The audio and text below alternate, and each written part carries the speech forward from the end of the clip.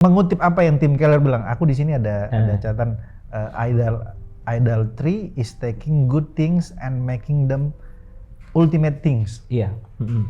Bisa Pak Bro elaborasi? Jadi apa yang dimaksud si Tim Keller itu? Kita banyak mendapatkan hal-hal yang baik dalam hidup kita ini. Iya. Tetapi di tangan kita atau di hati kita sesuatu yang baik itu selalu menjadi hal yang paling utama di dalam hidup kita. Kita utamakan lebih daripada Tuhan sendiri. Sesuatu yang baik pun bisa jadi berhala maksudnya? Jadi berhala. Ketika gitu. menjadi sesuatu yang paling utama di dalam hidup kita, otomatis dia akan menggeser Tuhan.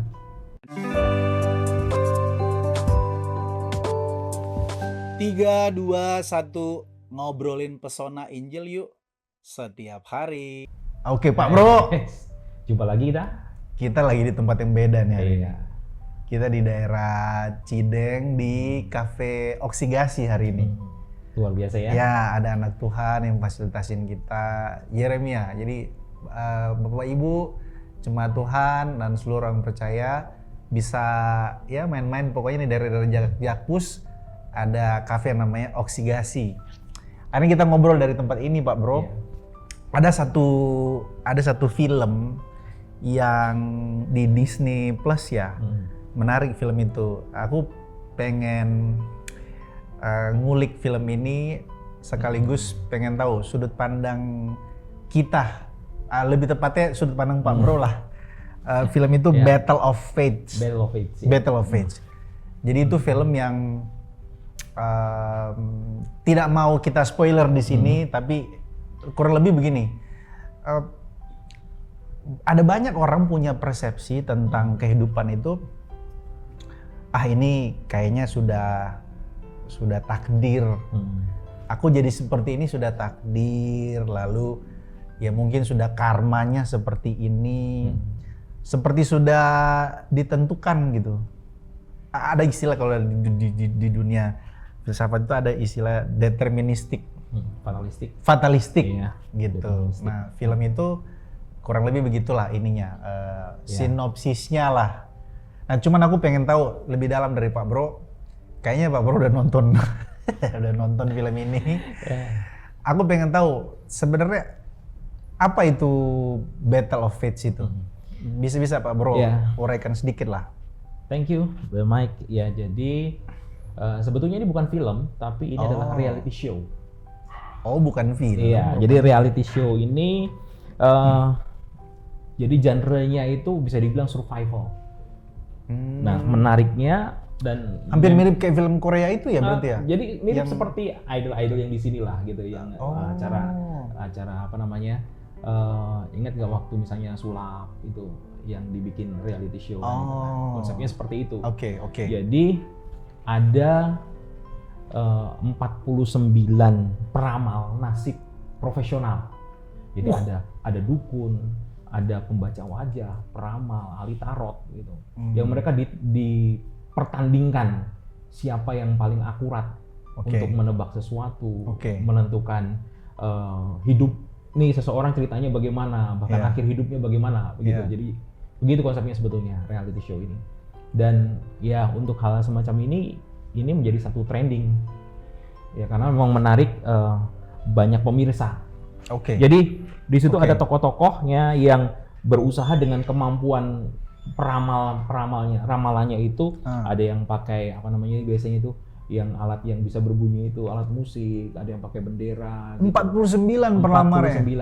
Bukan pelamar ya? Peramal. Iya, jadi 49 gitu-gitu ya. Menggunakan loncengnya gitu untuk menebak nasib seseorang. Dan sebetulnya. Sesuai dengan tebakannya? Sesuai. Kayak misalnya nih kayak peramal-peramal di Indo. Iya. Nanti jadi, tahun depan ada artis yang meninggal. Iya. Ada ini. Sesuai. Jadi ini dibikin satu konsep realitas yang nyata dan ya itulah sesungguhnya yang menarik untuk diikuti oleh pemirsa. Termasuk di Indonesia. Aku coba nanya sesuatu yang mendasar lah ya. Tapi aku harus sebelum lebih jauh aku harus bilang kopi oksigasi oke. Ini siapa ownernya ini? Mana si Yeremia? Nice. Ini mantap ini kopi Yer, mantap. Jadi aku mau nanya sesuatu yang elementer. Menurut Pak Bro, siapa yang sesungguhnya menentukan takdir? Ya. Itu kan pertanyaan elementer. Jadi kan orang berpikirnya bahwa ya aku sudah lahir miskin ya, mungkin ini sudah takdir yang di atas. Aku mengalami peristiwa ini ya mungkin ini sudah takdir gitu. Jadi saya mulai mungkin dari definisi dulu ya. Oke, boleh. Takdir itu kan kalau dalam kamus besar bahasa Indonesia itu diartikan ketetapan. Siap. Nah, lalu kemudian kalau di dalam reality show ini sendiri itu takdir itu dipahami sebagai sesuatu yang ditentukan oleh kekuatan spiritual. Sesuatu yang ditentukan oleh kekuatan spiritual. Gitu. Okay. Kemudian takdir juga dianggap bisa dibaca atau diprediksi oleh manusia. Terus kemudian pasti semuanya dikaitkan kalau dalam konteks reality show ini ditentukan oleh astrologi, terus kemudian energi kosmik, ditentukan oleh intuisi-intuisi spiritual tadi. Atau dengan kata lain sederhananya begini, bahwa takdir itu ditentukan oleh kekuatan impersonal yang tidak berbentuk. Kalau dalam konsep Battle of Fate ini. Battle of Fates. Gitu dah. Nanti dulu, berarti mereka percaya ada kekuatan yang lebih besar yang di luar sana sifatnya impersonal itu? Iya. Jadi tidak berbentuk personal gitu ya. Jadi mereka lebih agak sedikit nyeleneh ya. Lebih baik dari ateis dong mereka ini. Bisa dibilang. Kalau ateis kan nggak percaya ada sesuatu kekuatan di luar sana, tetapi kemudian mereka wujudkan itu tadi bahwa dengan tadi ya ada kode-kode tertentu ya, kode-kode untuk rahasia masa depan itu lewat kartunya, lewat astrologi gitu, ramalan-ramalan bintang, kemudian lewat membaca wajah, membaca aura dan seterusnya. Itu yang mereka lakukan. Oke. Sadar nggak sadar Pak Bro, ini kan mindset ya, ini belief system lah istilahnya. Iya. Dan belief system ini itu bukan hanya di reality show, di realitas kehidupan seharian juga. Iya, betul. Itu jadi semacam paradigma orang juga pada umumnya kan. Sebetulnya ini adalah cara pandang sebenarnya. Kalau kita bilang ini adalah worldview. Worldview, betul. Ya, jadi The Battle of Fates itu sebetulnya menjadi satu ya dibilang peperangan yang real. Oke. Di dalam kehidupan kita. Lebih tepatnya potret dari kehidupan sesungguhnya. Iya, kehidupannya sesungguhnya, kehidupan manusia yang sesungguhnya. Oke, gini. Kita coba counter culture lah istilahnya. Tentu pasti pandangan Injil beda dong dengan pandangan ini. Iya. Ada sedikit sebelum lebih tadi jauh. Kan begini ya. Aku pengen dengar. Brother sebutkan di awal bahwa ini berkaitan dengan determinasi, deterministik, fatalistik, bahkan mungkin juga dengan karma. Kalau di Asia ini kan sangat percaya sekali dengan itu ya. Nah sebetulnya kalau kita bedah secara lebih mendalam, maka ciri utama dari takdir yang dipahami dan dilakukan oleh kelompok ini dan juga pemahaman banyak orang itu adalah takdir itu sifatnya impersonal. Jadi bukan pribadi, bukan tanpa ada pribadi yang mengasihi gitu ya, hanya kekuatan kosmik yang tidak bisa dihindari gitu. Kemudian bahkan kalau menurut legendanya, menurut dongengnya, para dewa pun tunduk pada yang namanya takdir ini gitu. Nah kemudian takdir juga tidak bisa diubah. Sementara kalau karma itu adalah sebab akibat kan. Jadi seseorang itu mengalami suatu peristiwa atau mengalami kondisi hidupnya itu pasti karena ada sesuatu yang terjadi atau yang dia lakukan di masa lalunya yang kemudian terus menerus itu akan berulang. Jadi kalau seseorang melakukan apa yang baik, nanti dia akan juga menghasilkan mengakibatkan yang baik dalam dirinya dan itu akan berulang nanti. Kalau dia semakin baik, dia akan menghasilkan yang baik lagi. Nah itu konsep itu seperti akumulasi dari kehidupan moralitas iya, seseorang. Jadi kan? seseorang ditentukan oleh masa lalunya. Masa lalunya, ya. Apa yang dikerjakan di masa lalu mempengaruhi kehidupannya sekarang dan juga yang akan datang. Itu kalau konsep karma. Itu, dan ini kalau kita bandingkan sekarang dengan konsep Injil tentunya ya, sangat berbeda tentunya. Oke. Iya kan, kalau kita melihat bahwa kalau Alkitab sendiri itu menyebutkan takdir itu dengan satu istilah, yaitu providensia. Providensia Allah. Providensia Allah. Baik. Jadi Alkitab itu tidak memakai konsep takdir yang impersonal tadi. Apa narasi Alkitab? Alkitab berbicara tentang kedaulatan Allah. Siap. Dan providensia Allah. Okay. Kalau kita baca mungkin Mazmur 37 ayat 23 ya, ini saya catat di sini. Tuhan menetapkan langkah-langkah orang. Mazmur 37 ayat 23. Oke. Nah itu kan berarti masa depan manusia itu tidak dikendalikan oleh nasib, tidak dikendalikan oleh bintang, energi spiritual, apalagi ramalan. Tapi Allah yang merupakan pribadi yang berdaulat, itulah yang providence itu artinya memelihara manusia. Oke. Di sepanjang kehidupannya. Nah, jadi providensi itu artinya bahwa Allah memelihara, Allah mengatur, Allah memerintah atas seluruh ciptaan dan juga sejarah. Allah memelihara dunia, Allah mengatur peristiwa-peristiwa kehidupan, dan Allah mengarahkan semuanya itu pada tujuan yang dikehendakinya. Wow.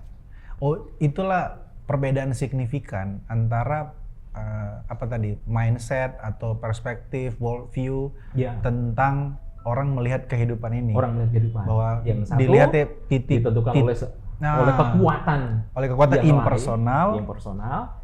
Yang menentukan apa takdirnya, karmanya, yang menentukan apa yang terjadi dalam nasib hidupnya. Betul. Sementara kita ada dalam kedaulatan Tuhan dan providensia Tuhan. Iya, ada dalam pemeliharaan Tuhan. Semuanya ada dalam pengaturan Tuhan, sehingga tidak ada sesuatu pun yang terjadi di dalam hidup kita ini yang di luar kendali Tuhan.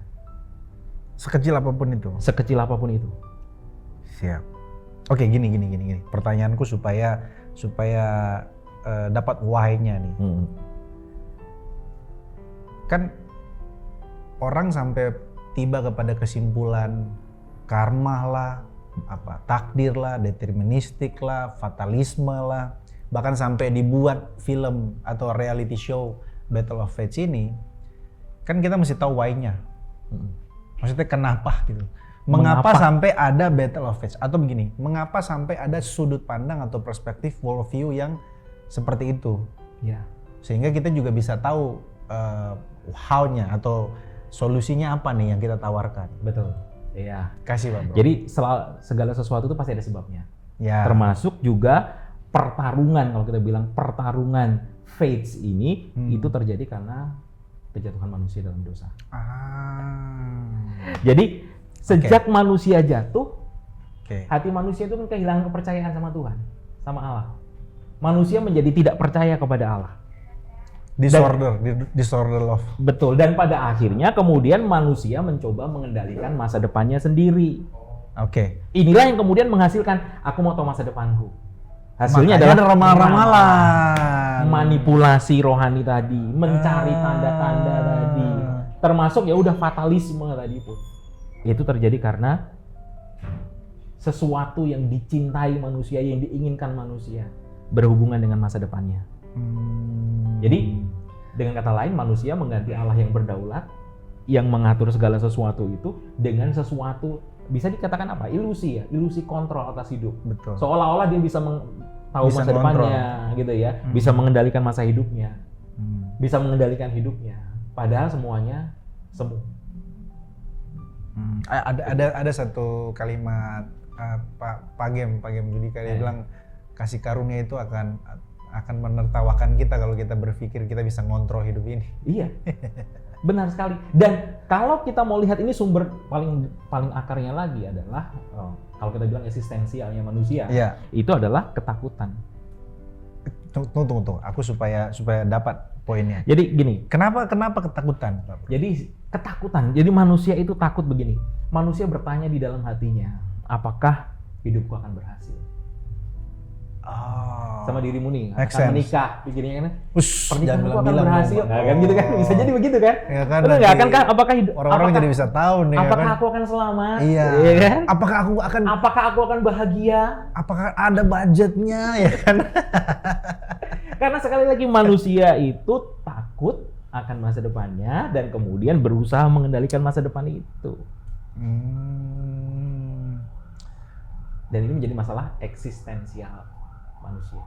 Iya, jadi persoalan manusia itu kan ada dua kan, persoalan fundamental, persoalan hukuman dosanya, sama eksistensial. Iya. Diterima, dihargai, dimaknai, dipentingkan. Nah ini masuk dalam persoalan eksistensial ya. Iya. Karena ingin tahu gimana nih hidup gue ke depan. Semua kita mengalami itu. Ah, Semua kita pernah memikirkan itu. Iya. Gimana nih bayar anak sekolah, gimana nih ke depan, masa depan, mau tinggal di mana dan lain sebagainya gitu ya. Betul. Aku agak pengen tahu lebih dalam nih Pak Bro terkait hal ini. Aku mengutip apa yang Tim Keller bilang. Aku di sini ada catatan idolatry is taking good things and making them ultimate things. Iya. Bisa Pak Bro elaborasi? Jadi apa yang dimaksud si Tim Keller itu? Kita banyak mendapatkan hal-hal yang baik dalam hidup kita ini. Iya, tetapi di tangan kita atau di hati kita sesuatu yang baik itu selalu menjadi hal yang paling utama di dalam hidup kita. Kita utamakan lebih daripada Tuhan sendiri. Sesuatu yang baik pun bisa jadi berhala maksudnya? Jadi berhala. Ketika gitu. menjadi sesuatu yang paling utama di dalam hidup kita, otomatis dia akan menggeser Tuhan. Wow. Paling sederhana kita bilang uang kan?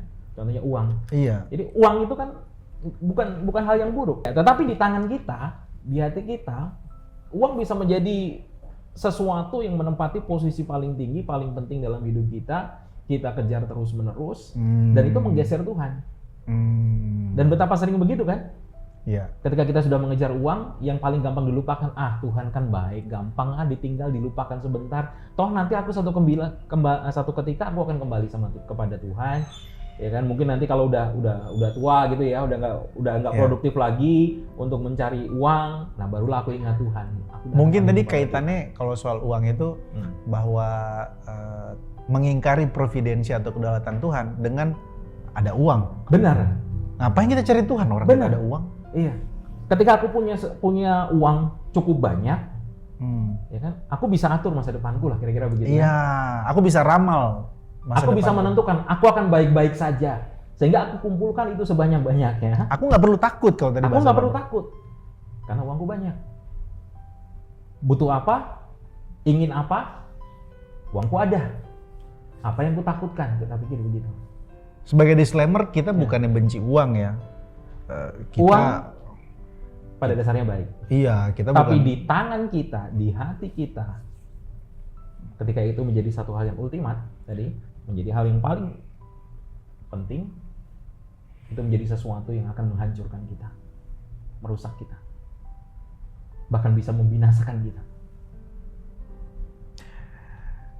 Setuju. Aku mau masuk ke Battle of Faith ini kan bicara peperangan. Ya. Perang. Kekristenan itu tidak lepas dari yang namanya spiritual warfare kan Pak Bro? Spiritual warfare. Ini yang jadi semacam bias, jadi kehilangan. Kalau aku lihat ya, jadi kehilangan bahkan di mimbar-mimbar Kristen pun hampir jarang nih udah disampaikan. Aku pun menyadari secara pribadi, kayaknya aku hampir jarang nih menyampaikan. Aku tertarik karena dia Battle of Faith kan. Iya, Battle of Faith. Kalau kita hubungkan dengan Alkitab,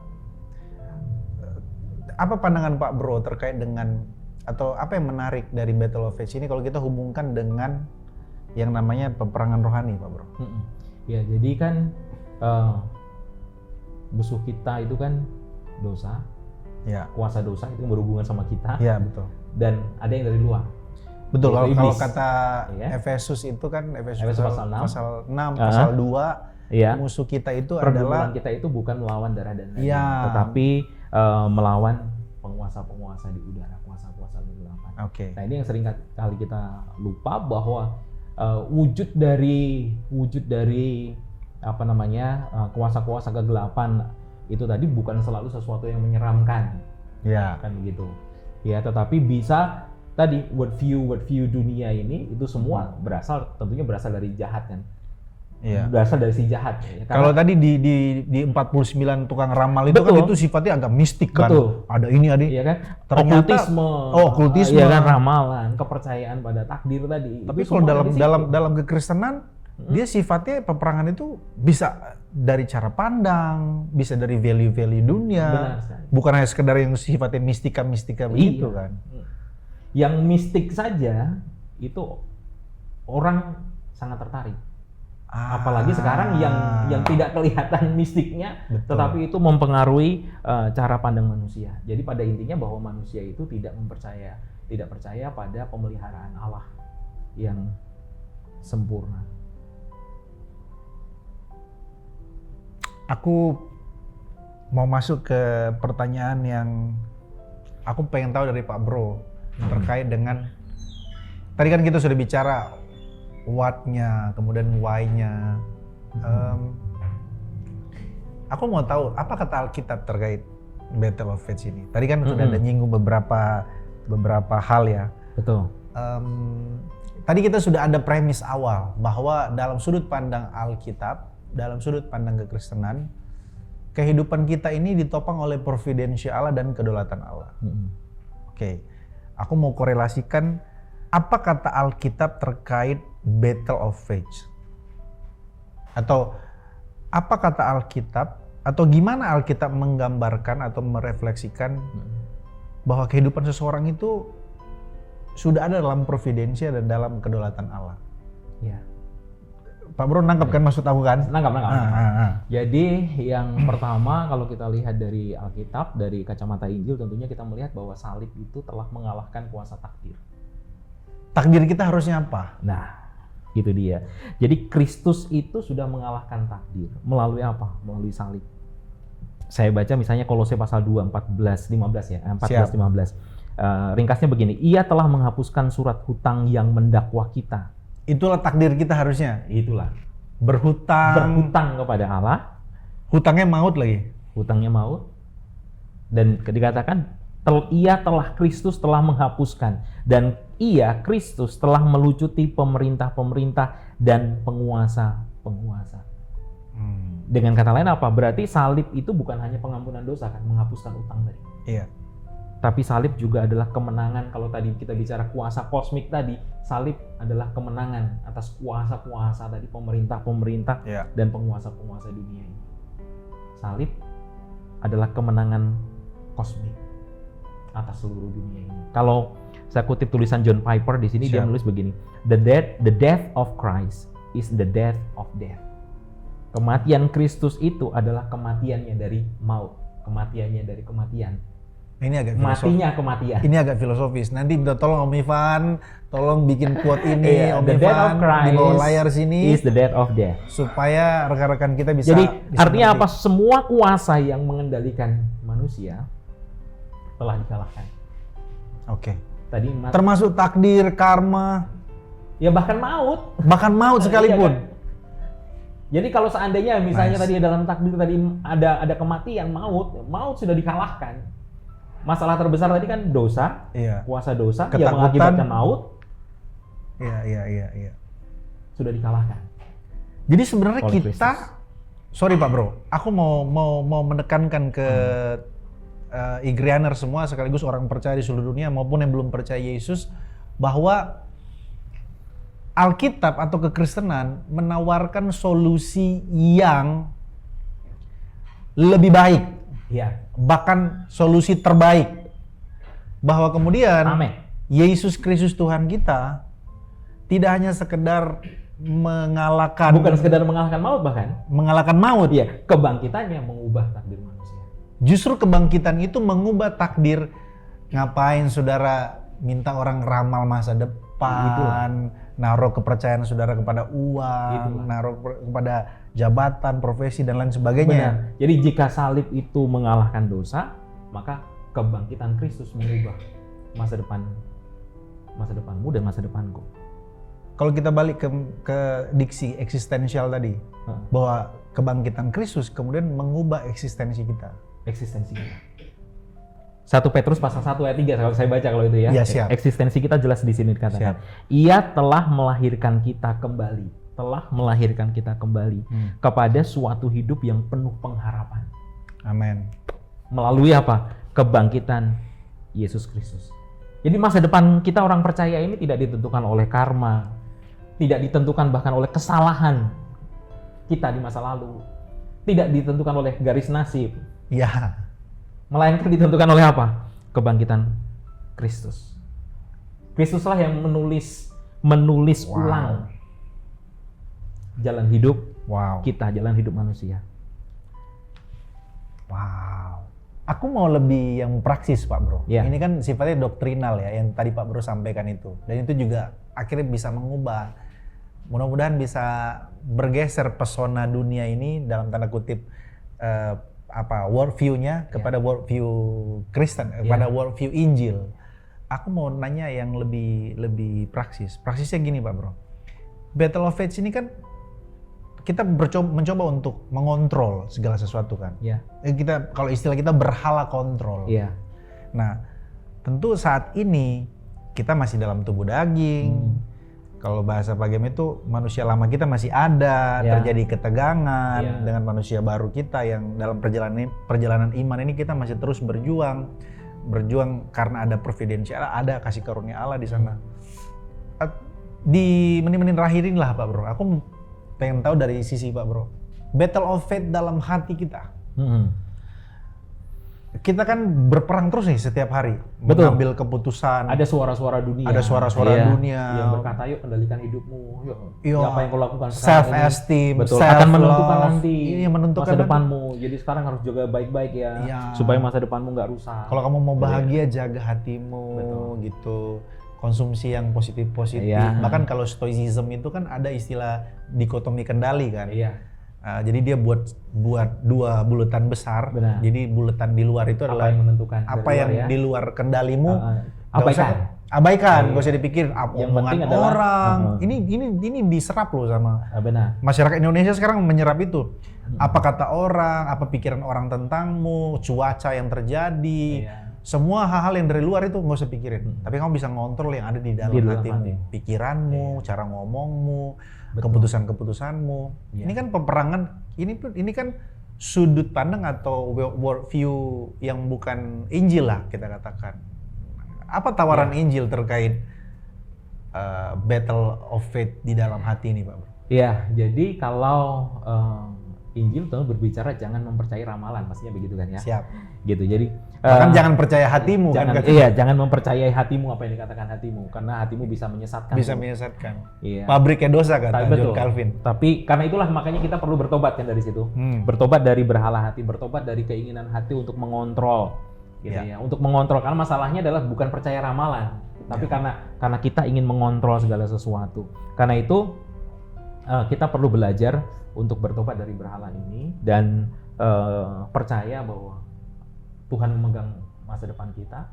Bahkan segala sesuatu yang terjadi itu tidak lepas dari anugerahnya.